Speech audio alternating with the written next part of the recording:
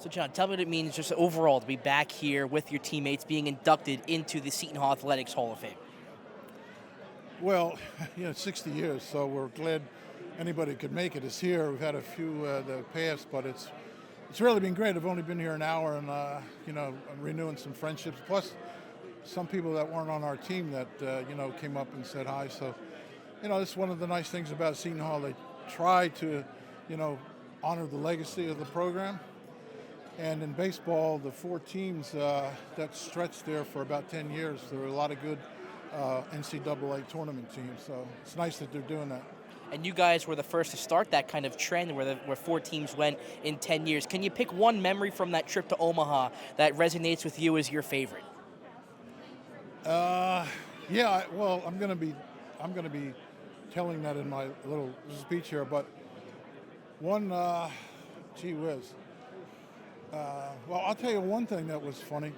We went up to, we used to go north instead of south on our trips, and we went to the Lake Cayuga area when the lake was half frozen and we're playing baseball.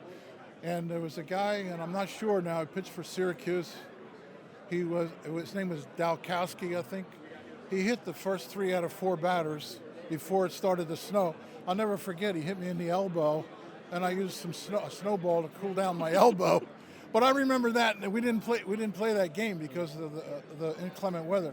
But the school used to take us north for our trips, and I wish we could go to Florida or North Carolina. But I do remember that we're always headed in the wrong direction for baseball. Maybe hockey, Right. Yeah, but not baseball.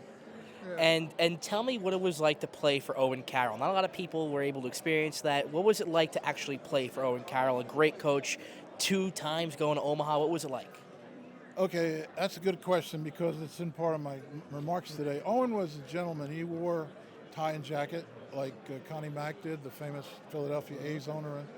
And he was a daily communicant, so he was very serious about his religion. And he was a quiet mannered. He really didn't bark at us at all.